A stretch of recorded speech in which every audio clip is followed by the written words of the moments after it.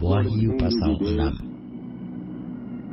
Maka aku melihat anak domba itu membuka yang pertama dari ketujuh meterai itu, dan aku mendengar yang pertama dari keempat makhluk itu berkata dengan suara bagaikan bunyi guruk, "Mari." Dan aku melihat sesungguhnya ada seekor kuda putih, dan orang yang menungganginya memegang sebuah panah, dan kepadanya dikaruniakan sebuah mahkota. Lalu ia maju sebagai pemenang untuk merebut kemenangan. Dan ketika anak domba itu membuka meterai yang kedua, aku mendengar makhluk yang kedua berkata, "Mari." Dan majulah seekor kuda lain, seekor kuda merah padam, dan orang yang menungganginya dikaruniakan kuasa untuk mengambil damai sejahtera dari atas bumi, sehingga mereka saling membunuh. Dan kepadanya dikaruniakan sebilah pedang yang besar. Dan ketika anak domba itu membuka meterai yang ketiga, aku mendengar makhluk yang ketiga berkata, "Mari." Dan aku melihat sesungguhnya ada seekor kuda hitam, dan orang yang menungganginya memegang sebuah timbangan di tangannya. Dan aku mendengar seperti ada suara di tengah-tengah keempat makhluk itu berkata, "Secupak gandum sedinar, dan 3 cupak jelai sedinar. Tetapi janganlah rusakkan minyak dan anggur itu."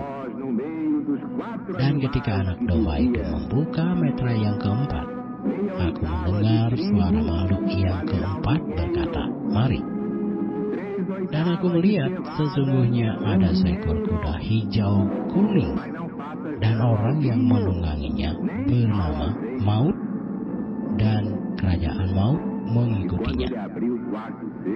Dan kepada mereka diberikan kuasa atas 1/4 dari bumi untuk membunuh dengan pedang, dan dengan kelaparan dan sampar, dan dengan binatang-binatang buas yang di bumi. Dan ketika anak domba itu membuka meterai yang kelima, aku melihat di bawah mezbah jiwa-jiwa mereka yang telah dibunuh oleh karena firman Allah dan oleh karena kesaksian yang mereka miliki. Dan mereka berseru dengan suara nyaring katanya, "Berapa lamakah lagi, ya penguasa yang kudus dan benar, engkau tidak menghakimi dan tidak membalaskan darah kami kepada mereka yang diam di bumi?" Dan kepada mereka masing-masing diberikan sehelai jubah putih, dan kepada mereka dikatakan bahwa mereka harus beristirahat sedikit waktu lagi, hingga genap jumlah kawan-kawan pelayan dan saudara-saudara mereka yang akan dibunuh sama seperti mereka. Maka aku melihat ketika anak domba itu membuka meterai yang ke-6, sesungguhnya terjadilah gempa bumi yang dahsyat, dan matahari menjadi hitam bagaikan karung rambut, dan bulan menjadi merah seluruhnya bagaikan darah. Dan bintang-bintang di langit berjatuhan ke atas bumi bagaikan pohon ara menggugurkan buah-buahnya yang mentah apabila ia digoncang angin yang kencang. Maka menyusutlah langit bagaikan gulungan kitab yang digulung, dan tergeserlah gunung-gunung dan pulau-pulau dari tempatnya. Dan raja-raja di bumi, dan pembesar-pembesar, serta perwira-perwira, dan orang-orang kaya, serta orang-orang berkuasa, dan semua budak, serta orang merdeka, bersembunyi ke dalam gua-gua dan celah-celah batu karang di gunung. Dan mereka berkata kepada gunung-gunung dan kepada batu-batu karang itu, "Runtuhlah menimpa kami, dan sembunyikanlah kami terhadap Dia yang duduk di atas tahta, dan terhadap murka anak domba itu.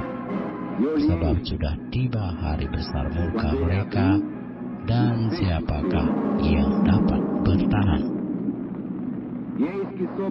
veio um grande terremoto e se tornou o sol negro como um saco de silício.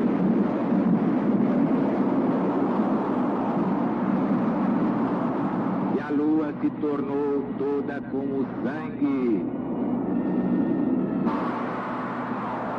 E as estrelas caíram do céu sobre a terra, como quando a figueira, sendo agitada de um grande vento, deixa cair os seus fios verdes.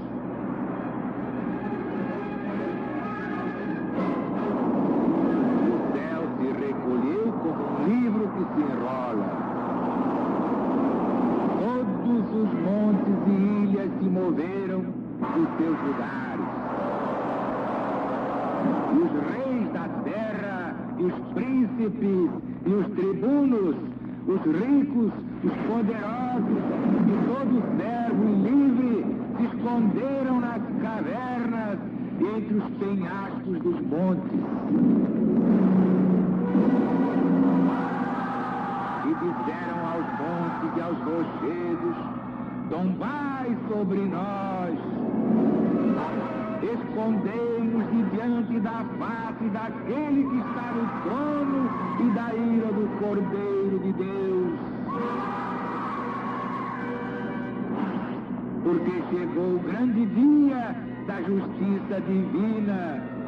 Quem poderá sobreviver?